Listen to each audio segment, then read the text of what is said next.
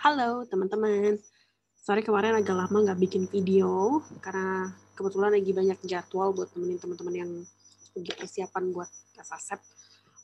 Tapi hari ini kita ada video baru. Hari ini akan dibahas adalah tentang error identification, masih bagian section ketiga. Jadi di section ketiga itu ada 3 bagian seperti biasa. Yang pertama ada sentence completion gitu. Terus yang kedua ada close test, yang ketiga ada error identification yang ini. Jadi kalau bagian ini tuh kayak bagian yang sebenarnya bagian yang paling disukai manusia karena dia tuh kita di bagian ini tuh kita nyari kesalahan. Jadi tugas kita nyari kesalahan dan jadi kasih satu kalimat gitu. Terus kita disuruh cari dari 4 pilihan itu mana yang salah gitu. Jadi sebenarnya sih bagian paling seru sih karena nyari-nyari yang salah. Oke, ya kita bahas hari ini adalah ada satu topik yang dia cukup sering keluar, namanya parallel construction. Jadi parallel construction itu basically kalau kita punya satu kalimat, terus kita bermaksud menyebutkan atau menuliskan beberapa ide tapi digabung gitu, atau beberapa item gitu terus digabung dalam satu kalimat, kita harus make sure bahwa yang kita sebutkan itu paralel, sama gitu. Contohnya gini. Kurang lebih instruction-nya akan seperti ini. Choose the word or phrase which is wrong. Jadi suruh cari yang salah. Nanti akan dikasih si huruf gitu A, B, C, D. Cuma tadi karena kalau dikasih huruf nggak terlalu enak kelihatannya, akhirnya aku hapus. Oke, aku kasih waktu dulu untuk baca soalnya ya.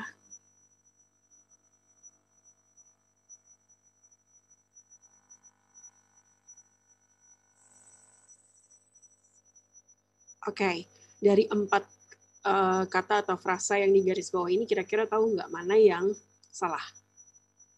Clue-nya adalah kita lagi bahas tentang parallel construction.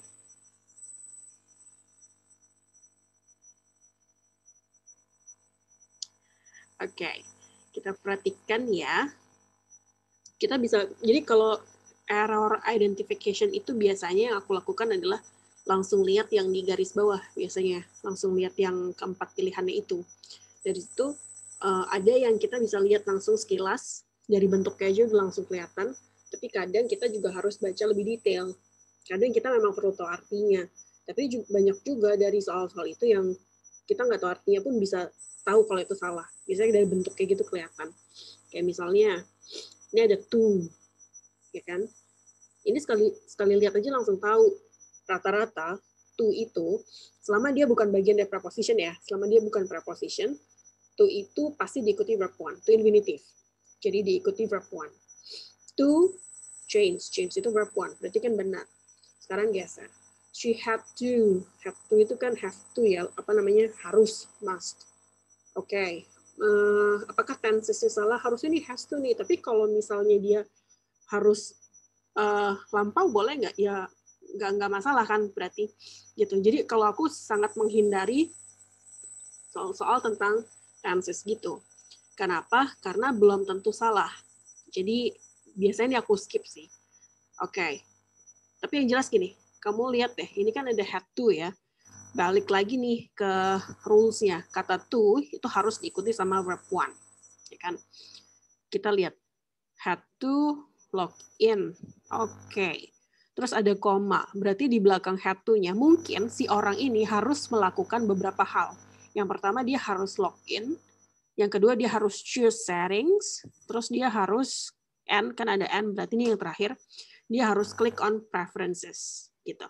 Nah, maka kita harus pastikan 3 hal yang harus dilakukan itu bentuknya paralel, sama. Karena ini ada had to, maka belakangnya harus verb one. Balik lagi ya, to verb one. Log in, log, verb one. Oke, this is correct. Ini benar nih. Dan dia nggak di garis bawah. Jadi sebenarnya bisa dipakai patokan sih. Oke, harusnya verb one ya. Terus geser, choose. Choose sudah verb one atau belum? Udah. Choose itu verb one. Berarti ini juga benar. Sekarang geser. Yang ini benar, yang ini benar, yang ini juga benar. Berarti tinggal satu, klik. Klik itu teman-teman tahu nggak dia verb berapa? Dia verb 2. Verb 2, ya kan?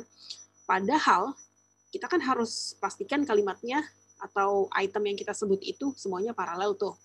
Verb 1, dia verb 2, berarti dia beda sendiri. Maka ini yang salah. Klik. Gitu. Oke, sekarang kita pastikan udah mulai paham ya, moga-moga. Kita lihat soal yang kedua. Aku kasih waktu untuk baca dulu.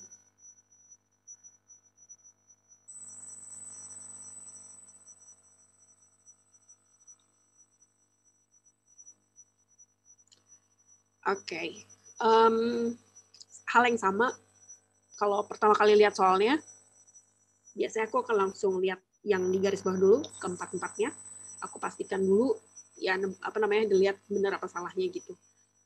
We debated, ini verb, ya kan?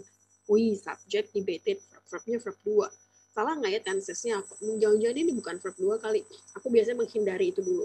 Aku cari dulu yang lainnya. Okay, between, the difference between, okay. So far so good, between ya. Between pasangannya biasanya sama N. Ya benar, ada N-nya. Oke. Difference between, oke, cocok. Pasangannya N, oke, lebih cocok lagi. Geser deh. The weather in Minnesota. Minnesota itu kan nama tempat, luas. Kota atau state gitu dia. Nah, karena dia nama kota atau nama state, maka pakai in. Berarti benar ya. Kalau kayak negara gitu, negara, kota, benua, itu memang kita pakainya in. Kalau yang spesifik, kayak nama-nama institusi, itu baru kita pakai at. Tapi kalau yang baru nama kota gitu, kita pakainya in. Oke, so far benar. Geser lagi berarti, tinggal ini yang salah. Ini ngomongin apa sih kalimat ini sebenarnya? Yang diomongin adalah perbedaan antara the weather in Minnesota waktu dia winter dan summer. Berarti logikanya, kalau kita ngebandingin, yang ngebandingin kan harus seimbang ya, harus setara. Kalau ngomongin the weather in Minnesota in winter, berarti harusnya juga ngebandingin the weather. Boleh di tempat yang lain, atau boleh di tempat yang sama, tapi waktunya berbeda. Kalau di sini, coba perhatikan yang terakhir. How hot it is. Jadi, yang pertama dia bilang, the weather in Minnesota in the winter, itu kan noun, phrase. Nggak ada verb-nya. Perhatikan deh, between the weather in Minnesota in the winter. Nggak ada verb kan? Sedangkan setelah N, berarti kan logikanya yang dibandingin kan ini dengan ini. Setelah N, kok ada verb-nya? Ada is, ini subject, it. Terus ini ada is, subject and verb. Yang depan noun phrase, tapi yang belakang noun clause. Itu nggak paralel. Artinya kalimat ini tidak tepat. Jadi yang salah yang mana? Karena ini nggak di garis bawah, berarti jelas ini yang salah. Ini pasti salah. Nah, kenapa sih? Kenapa itu salah? Karena nggak sama. Yang satu frasa tanpa verb, yang satu klausa, subject and verb. Itu nggak sama. Jadi kalau kalian nulis, dihindari ya hal-hal kayak gini. Kalau nggak bandingin dua hal atau menyebutkan dua hal, pastikan bentuknya tuh sama. Kenapa sih? Karena yang baca bingung. Gitu. Jadi harusnya gimana? Kayak gini nih. We debated the difference between the weather in Minnesota and in the winter and the weather in Minnesota in the summer. Jadi sama. The weather in Minnesota in the summer. Gitu. Itu baru paralel. Oke, yang terakhir. Ini gampang tapi kalimatnya mungkin agak kelihatan panjang. Hati-hati.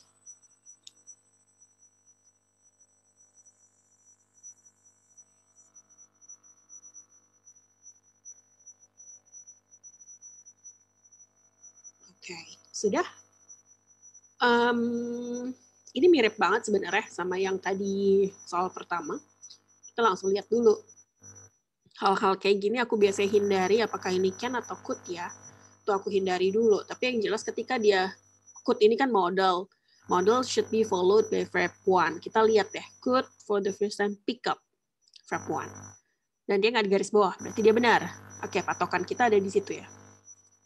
And then, and read, ini verb 1 juga. Oke, geser lagi, began. Began verb berapa? Verb 2. Jadi, ini pasti yang salah. Karena di belakang model harusnya verb 1. Kenapa ini verb 2? Terus ini perlu dicek nggak? Ya, sekilas aja dicek. Tapi yang jelas ini pasti yang salah. Karena harusnya kan dia paralel. Di belakang model verb 1, verb 1, verb 1. Harusnya gitu semua. Sedangkan ini verb 2. Nah, itu yang salah. Gitu. Jadi itu teman-teman, parallel construction itu menurutku adalah satu bagian yang mudah, tapi harus teliti. Yang jelas, basicnya, intinya, kalau kita mau menuliskan beberapa item atau hal di satu kalimat yang sama, pastikan bentuknya sama, setara, biar nggak membingungkan yang baca. Gitu. Kita ketemu lagi di video yang lain ya.